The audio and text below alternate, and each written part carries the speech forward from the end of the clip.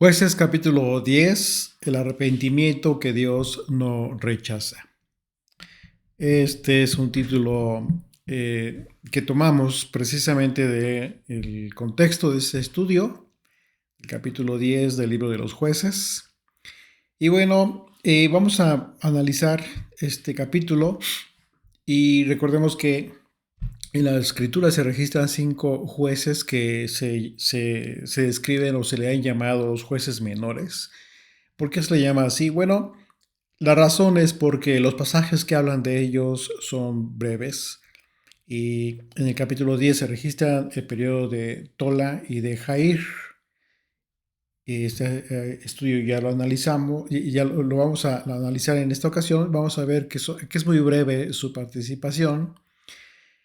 Y en el capítulo 12 se registran los periodos de Isbán, Elón y Abdón como jueces de Israel. Incluso en el capítulo 3, que ya analizamos, vemos que también se registró el periodo de Samhar, que fue muy breve también, un tiempo muy corto. Sin embargo, sus logros, sus hazañas, aunque tuvieron algunas semejanzas con las de los jueces menores, su proeza más importante, que fue la de liberar a Israel, siempre se vincula mayormente con los jueces mayores. Por esa razón se describe o se conoce como 5 jueces, es decir, los anteriores, los jueces menores, ¿no? Los líderes que en un momento dado eh, fueron instrumento del Señor para liberar a Israel. Dice desde el verso 1, después de Abimelech se levantó para liberar a Israel Tola, hijo de Fua, hijo de Dodo, varón de Isaacar, el cual habitaba en Samir, en el monte de Efraín. Y juzgó a Israel 22 años y murió y fue sepultado en Samir.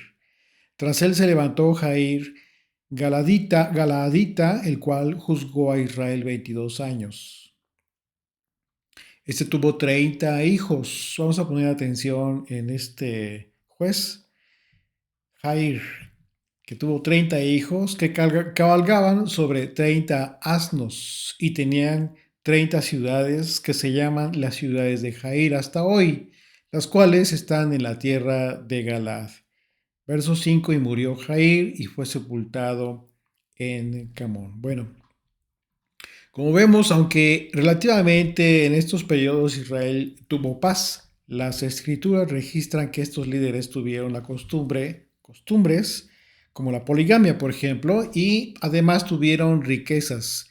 Y como el caso de Gedeón y de su hijo Abimelech, estos líderes, aunque no tuvieron el nombramiento de reyes, en realidad tuvieron vidas que de facto representaron monarquías en Israel. Y una vez más, al no ser la forma establecida de Dios, por Dios, para la vida de su pueblo, pues este tipo de vida siempre les llevó una y otra vez al pecado y a su propia opresión. Es posible que la liberación hecha por Tolá haya sido eh, por causa del caos social que se vivía en esa época, el caos social y religioso, después de la muerte de Abimelech. Sin embargo, siguieron el patrón de, de redacción histórica a la luz de las otras liberaciones. Aquí en estos pasajes, en el libro de los jueces, es más probable que haya sido alguna nación opresora de esta liberación. Bueno, la ubicación geográfica de Galaad, vemos que se describe a Galaad y cuál es su ubicación geográfica. Bueno, se encuentra en la tierra de Manasés, lo que fue la tierra de Manasés, al este del río Jordán. La descripción del liderazgo de Jair se identifica como un gobierno largo y una vida próspera. Como leemos, tuvo 30 hijos. Bueno, ¿esto qué implicó? Bueno, implicó o implica suponer que igualmente sus hijos tuvieron varias esposas de igual forma.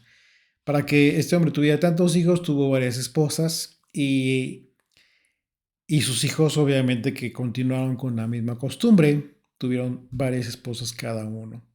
Y leemos un detalle que no es cualquier cosa, sino que en realidad quedó registrado como un aspecto relevante, y es el hecho de que estos 30 hijos de Jair tenían su propio asno. O sea, no es, podríamos considerar que es cualquier cosa, pero el hecho de que haya quedado asentado en la escritura es algo importante que debemos de considerar. Porque en términos simbólicos, esto representa prosperidad y autoridad sobre Israel.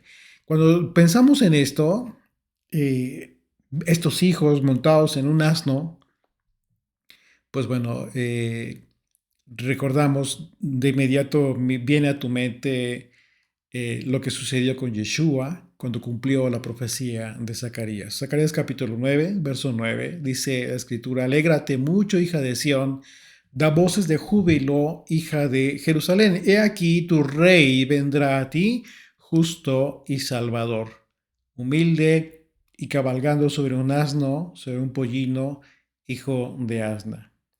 Y vemos que el Evangelio de Mateo, capítulo 21, el cumplimiento de esta profecía de Zacarías. Dice, verso 1, cuando se acercaron a Jerusalén y vinieron a Betfagé, al monte de los olivos, Yeshua envió 2 discípulos, diciéndoles, id a la aldea que está enfrente de vosotros, y luego hallaréis una asna atada y un pollino con ella. Desatadla y traédmelos.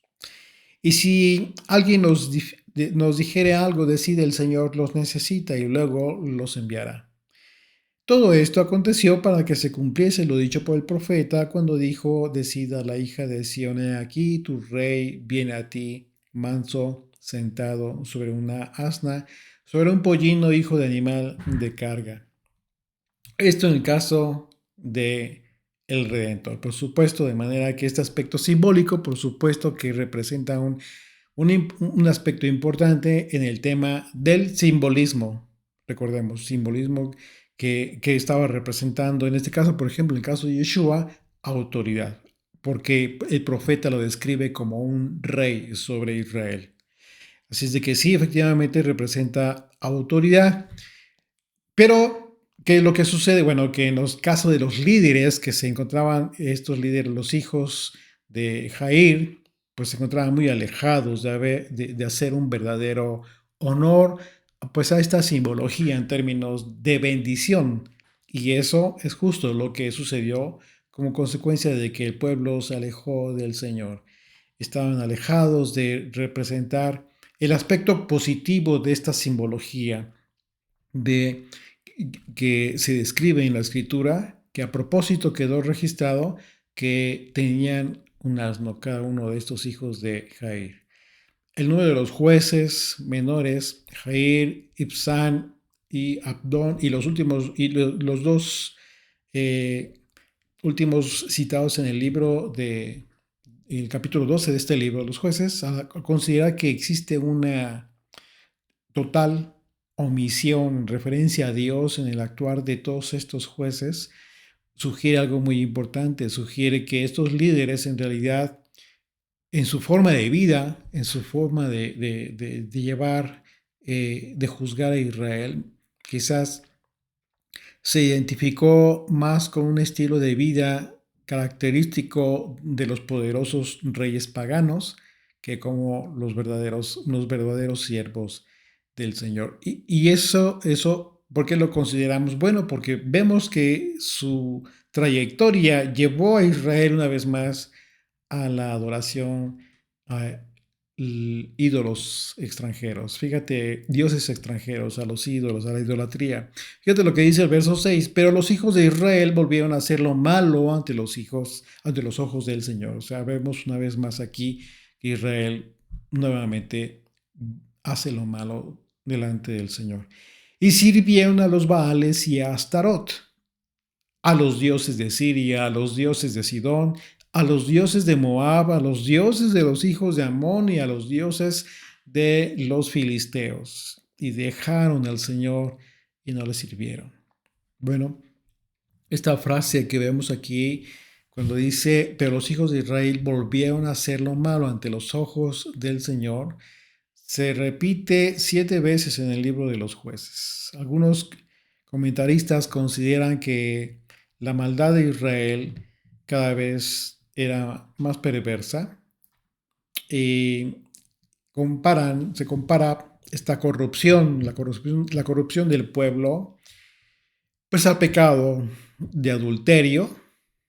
Incluso los profetas hablan de este aspecto del adulterio espiritual, que en términos de la relación entre hombres, un hombre y una mujer, lo consideran algo así, ¿no? Como un adulterio que cuando la mujer se adultera delante de los ojos de su esposo, ¿no? Recordemos que la relación entre Dios e Israel, siempre la escritura, los profetas, de una forma poética, lo, lo equiparan a la relación entre el esposo y la esposa. Así es de que lo cierto es que Israel fue consciente de que Dios veía su rebelión y a pesar de ello, pues Israel se pervirtió una y otra vez.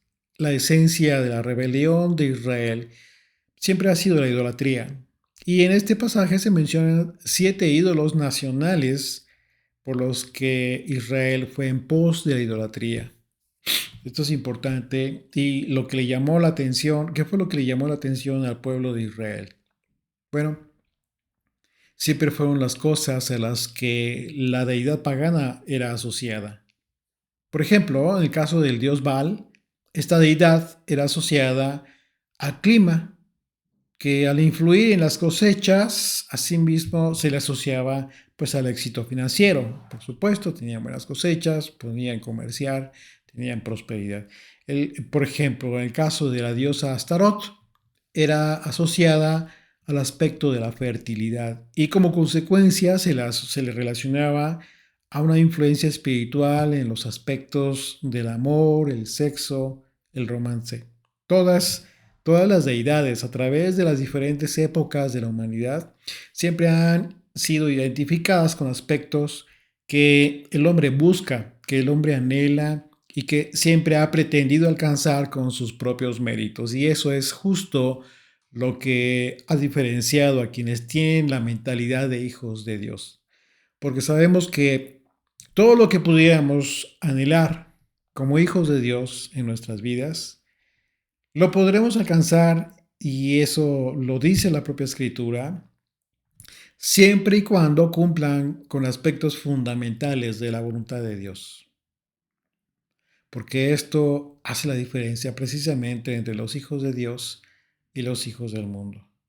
Es decir, mientras un hijo de Dios puede cumplir el anhelo de su voluntad cuando anhela la paz y en ello y en el propósito de ello cumple la voluntad de Dios, no se aparta del camino, el Señor le va a dar paz.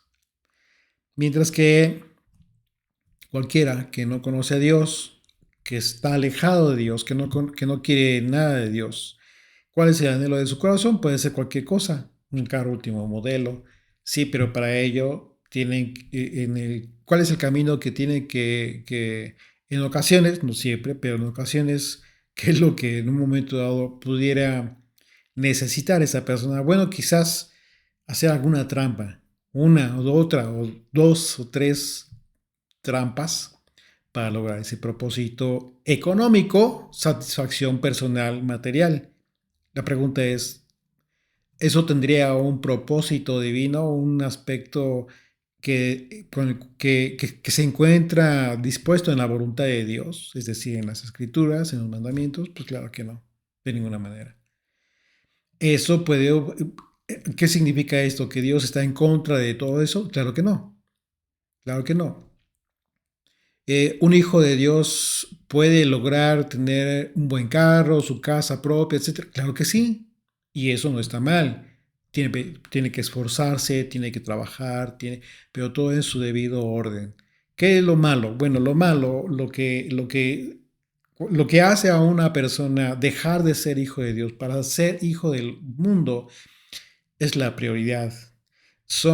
es la escala de valores, qué es lo que ocupa el primer lugar en la vida de esa persona. Cuando lo que ocupa el primer lugar en la vida de esa persona, pues es el triunfo, los logros académicos, laborales, financieros, y mucho después está Dios, tercero, cuarto lugar, quinto lugar en tu vida. Simple y sencillamente esa persona es un hijo del mundo. Es lo que diferencia literalmente a un hijo de Dios de un hijo del mundo. Es decir, la vida de un hijo de Dios está regida primordialmente por el aspecto espiritual que le mantiene ligado a la voluntad del Padre. Por esa razón, puede una persona, un hijo de Dios, estar tranquilo, vivir una vida tranquila, decidir, eh, tomar decisiones que le van a alejar de los problemas o que le van a quitar determinados problemas. Eh, ¿Qué es lo que pasa con un hijo del mundo? Bueno, no le importa mantener los problemas, tener problemas, meterse en problemas con tal de que salirse con la suya, si va a obtener un beneficio económico de cualquier tipo. Así es de que ese es el punto que nos diferencia. Y en ello, por supuesto, ¿qué es lo que sucedió con Israel? Pues que vieron a las naciones extranjeras, que quizás eran muy prósperas, pero que también al mismo tiempo pues tenían sus propias deidades. Entonces, ¿qué fue lo que dijo Israel? Yo quiero eso. Y comenzaron a anhelar aquello que no tenía nada que ver con la voluntad del Padre. Hemos entendido nosotros que todo lo que anhela en nuestro corazón debe encontrarse en total armonía con la voluntad de Dios.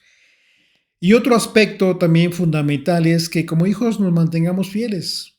Debemos ser fieles al Señor. Bajo estas dos premisas, todo anhelo ocioso que no cumpla con la edificación de nuestra vida espiritual no tiene nada que ver con la voluntad de Dios y solo podrá ser alcanzado una vez más mediante los atributos personales, lo cual no es sancionado por el Señor, no es castigado por el Señor. No, al Señor no le desagrada que te esfuerces en tu trabajo, que obtengas eh, beneficios materiales producto de tu esfuerzo, que seas una persona aplicada en su trabajo, responsable con su familia, etcétera. Si eso no está mal, eh, pero tienes que aprender a separar. Una cosa es tu esfuerzo personal, tus atributos de esfuerzo personal por el medio de donde te desenvuelves, tu trabajo, etcétera. Pero otro aspecto tiene que ver con el anhelo de tu corazón conforme a la voluntad de Dios. Eh, Así es de que tus logros personales bien habidos en su debido lugar de tu vida no son sancionados por el Señor siempre que esos logros no lleguen a ocupar el lugar de preeminencia que debe tener Dios en nuestras vidas. Eso que nos quede muy claro. Porque, ¿cuál es el problema? Que muchas veces se confunde la gente. Y luego con esta doctrina que anda divulgándose de la doctrina de prosperidad, que es una gran mentira, pues peor todavía, ¿no? La gente insiste mucho en ese tema. Pero no, son aspectos totalmente diferentes. Caso contrario, con las personas, a pesar de ser hijo de Dios, una vez que ya tú entendiste cuál es tu propósito divino, insistes todavía en alcanzar aquellas cosas que anhela tu corazón, pero muchas veces van en contra de la voluntad. Incluso muchas veces la gente es consciente de eso, que no es conforme a la voluntad de Dios, pero se convencen a sí mismos de su engaño y continúan. Incluso la forma de poder alcanzar esos objetivos no son conforme a la voluntad de Dios. Entonces el creyente se encuentra en la idolatría. En ese momento comienza a ser idólatra. Lo que le sucedió a Israel. Ellos sabían perfectamente que estaba mal lo que iban a hacer. No observaron sus limitaciones establecidas por el Señor, que es su ley. Y este caso que se repite en el libro de los jueces por parte del pueblo de Dios nos muestra que la adoración de Dios, perdón, la adoración de Israel hacia estas deidades circundantes de los pueblos que eran vecinos, nos recuerda que el pueblo de Dios constantemente se encuentra frente al peligro de adorar lo que el mundo adora. Eso hasta nuestros días es vigente y tenemos que tener mucho cuidado. Dice el pasaje que Israel dejó al Señor y no le sirvieron. El problema que tuvo Israel fue que con la prosperidad que tuvo por la bendición de Dios, poco a poco se olvidó del Señor hasta llegar a la inconsciencia, lo que poco a poco le llevó a añadir la adoración a los dioses paganos en sus vidas, junto con la adoración del verdadero Dios. Sin embargo, eso fue el equivalente a olvidarse del Señor. Al parecer Israel siempre estuvo dispuesto a adorar lo que fuera, excepto al verdadero Dios. Incluso, y esto tiene que ver con las formas de adorarle al Señor.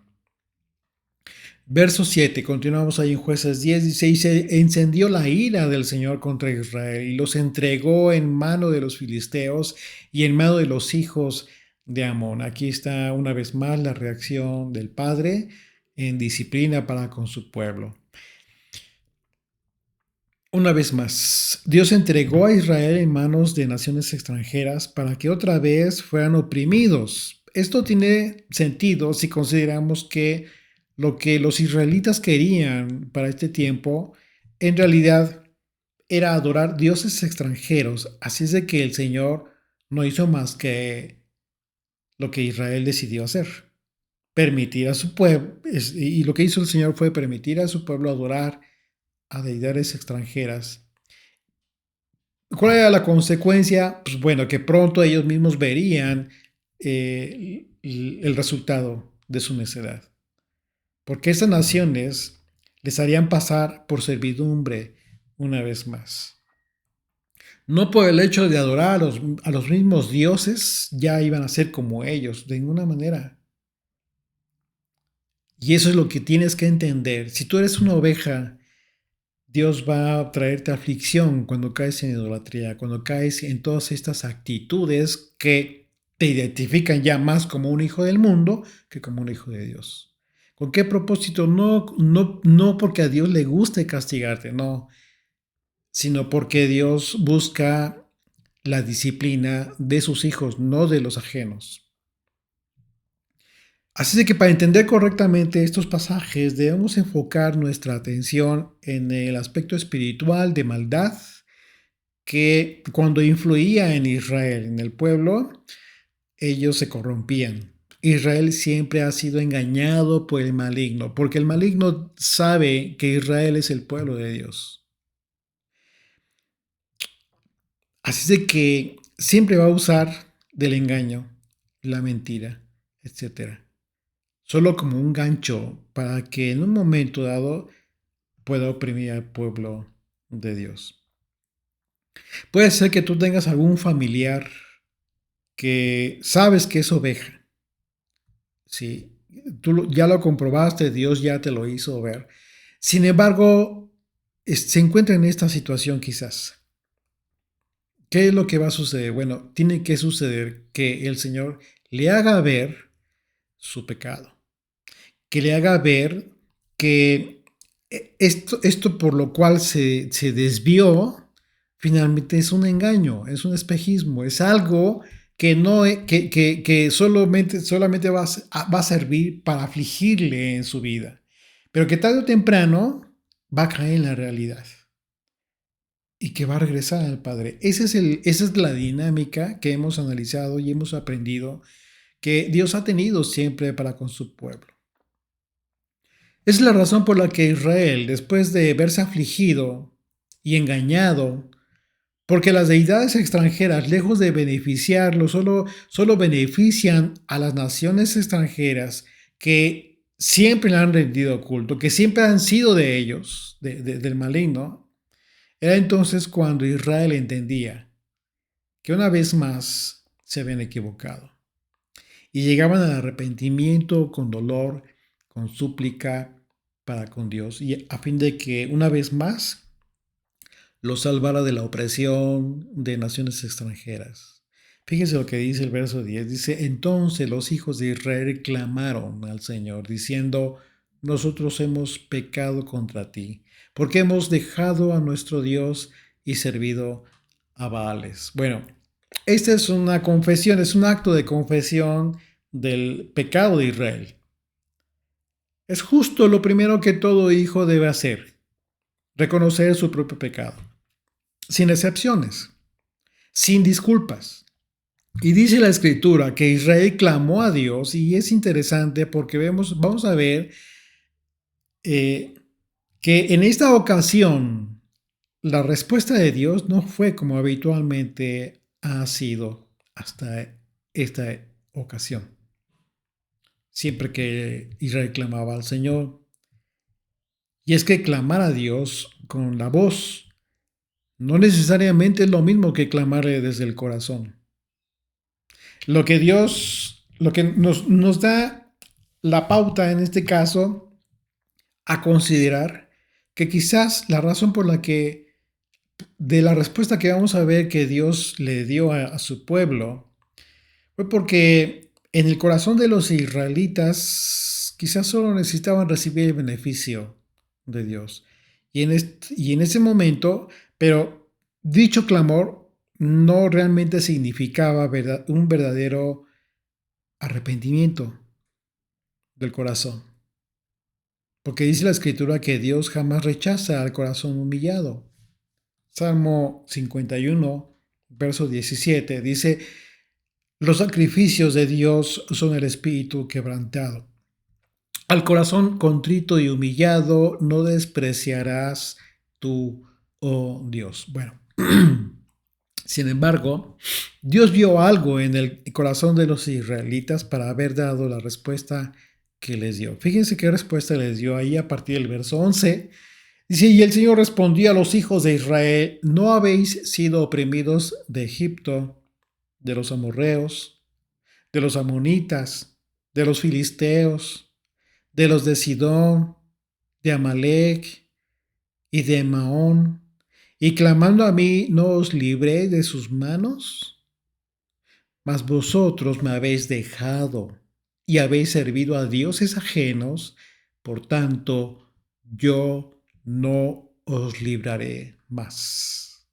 Wow, terrible. Imagínate esta respuesta en este momento para los israelitas que ya estaban clamando por liberación.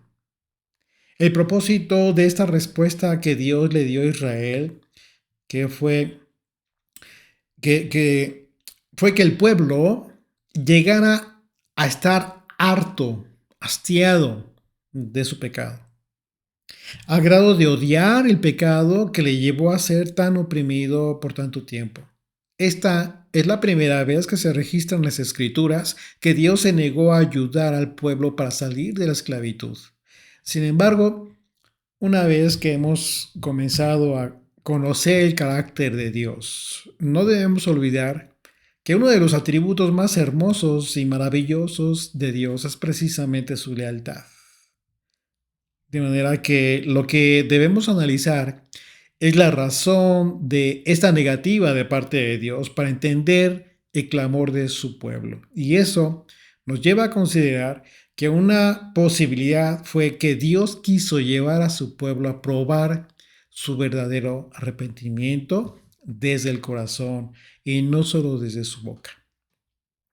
Una de las técnicas que usan las personas que se dedican a ayudar a otras personas para que dejen de fumar, por ejemplo, el tabaquismo, la adicción, es que los encierran en un cuarto sin ventilación y con muy poca ventilación, y los hacen fumar por varias horas hasta que les sea totalmente difícil soportar eso. Es una técnica muy rudimentaria quizás, pero al parecer da resultado.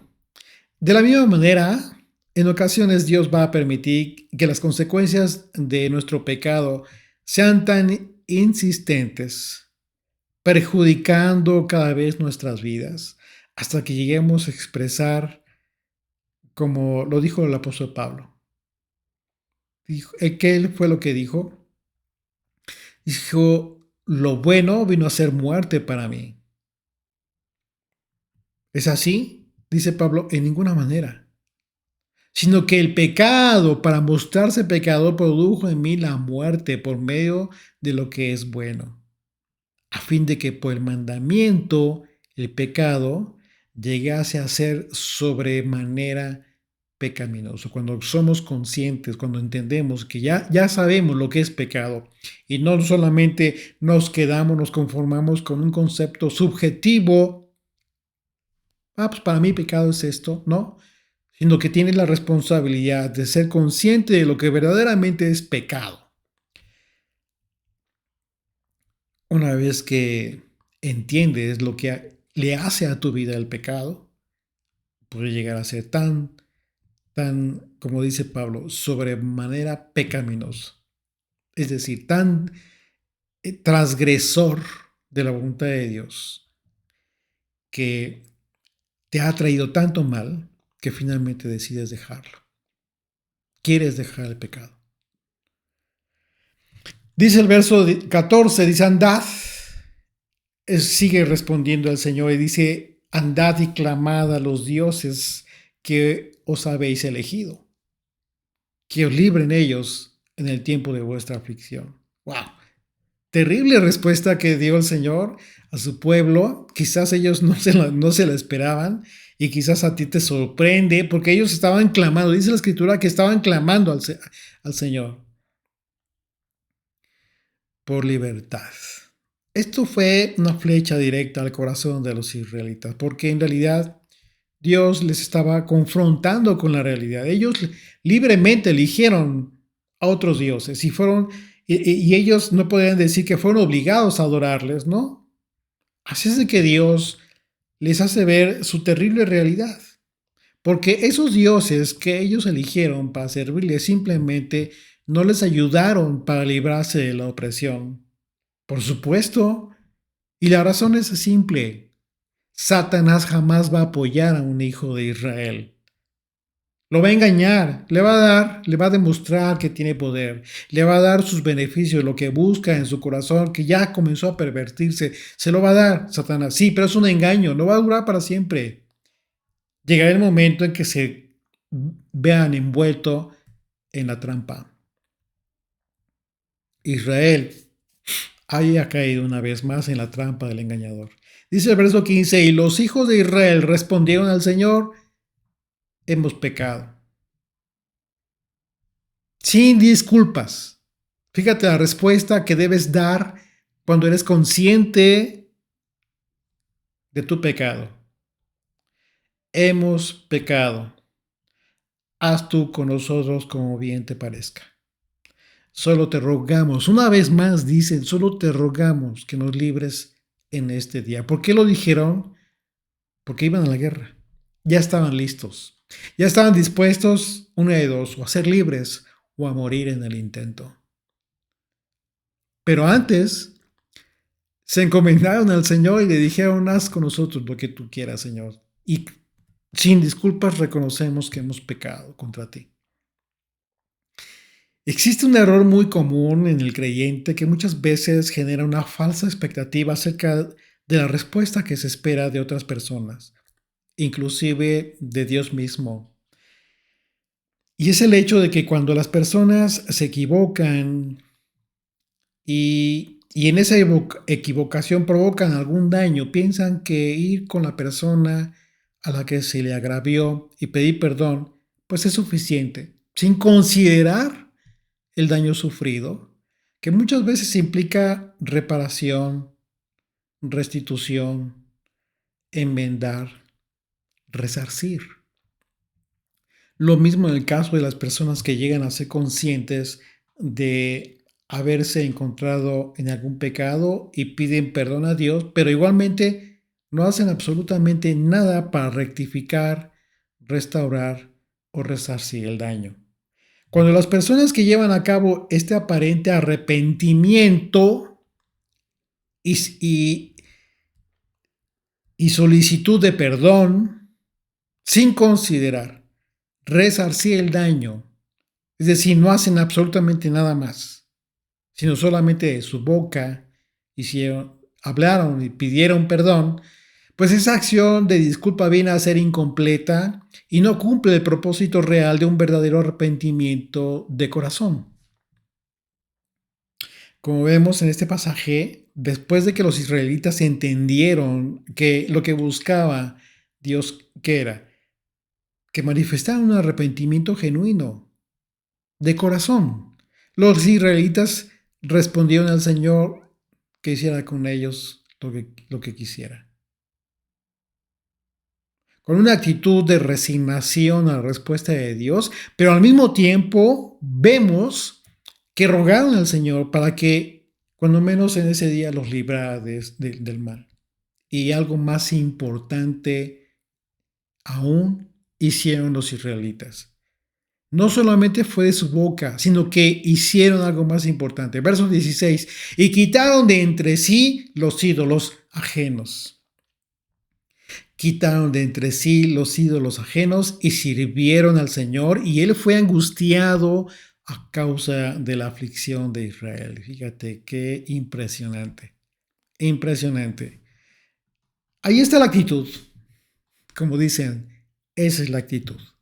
Esta es la actitud correcta. El pueblo entendió que los dioses no les ayudarían, sino por el contrario, solo sirvieron para traerles juicio y opresión a sus vidas.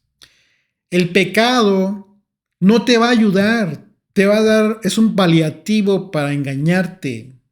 Y solo lo que va a generar el pecado en tu vida es juicio y opresión, como lo que le sucedió a Israel. Así es que, en una actitud de humildad, primero le dijeron al Señor que aceptaban con resignación la voluntad de Dios de no querer ayudarles. Pero al mismo tiempo en que ellos clamaron que les ayudara en ese día, y lo más importante, sin haber recibido respuesta favorable. Fíjate qué importante es. No esperes a ver la respuesta de Dios. No, tú haz lo que te toca. Haz lo correcto. Sin haber recibido la respuesta favorable de parte del Señor, ellos fueron y decidieron quitar de entre sí los dioses ajenos.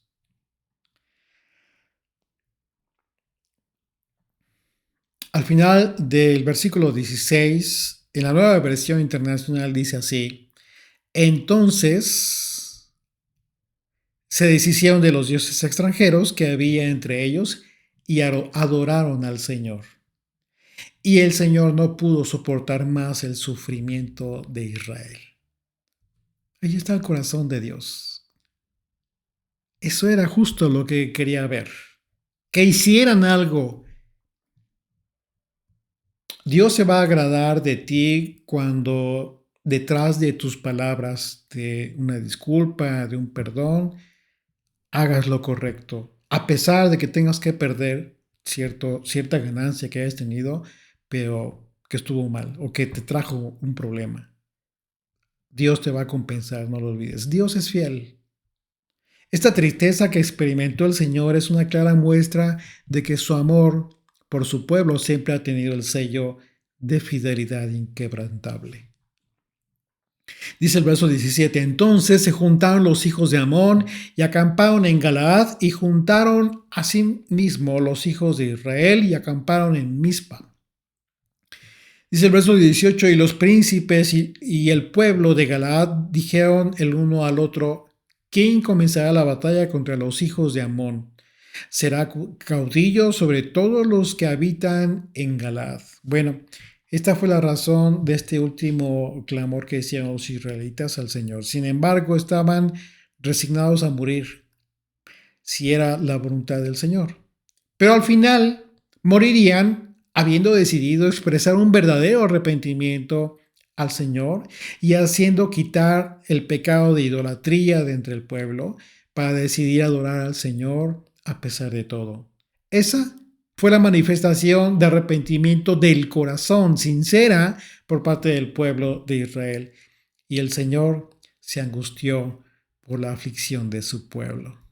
Qué hermoso, ¿no? Qué hermoso ser conscientes de que lo que verdaderamente espera el Señor de nosotros no solamente son nuestras palabras, sino nuestra actitud que nace del corazón y que expresa y manifiesta fruto de un verdadero arrepentimiento. Gracias, bendito Rey, por esta enseñanza hermosa que nos das y te rogamos que nos des también la fortaleza de espíritu para lograr ser como a ti te agrada, Señor. Para que no generemos esta aflicción de tu corazón, Señor, por causa de nuestro pecado. Porque sabemos que a ti te duele nuestro sufrimiento antes que a nosotros. Pudiéramos nosotros ser inconscientes incluso de que el sufrimiento que tenemos es por causa de nuestro pecado. Pero tú no eres inconsciente, tú lo sabes, Señor. Y lo único que esperas es que tu pueblo se arrepienta de su pecado para que vuelva a tener una comunión contigo. Permite que así sea, Señor, siempre. Que mantengamos una comunión libre, santa contigo, Señor, libre de pecado. Y permite que nos mantengamos siempre alertas, conscientes de nuestras vidas, de lo que hacemos, porque lo hacemos, si nos edifica lo que hacemos, si no estamos siendo necios con relación a nuestros propósitos personales y nos está estorbando para tener una relación pura y santa contigo, Señor. Gracias por tu enseñanza. En el nombre de Yeshua te damos gracias, Padre Santo. Amén.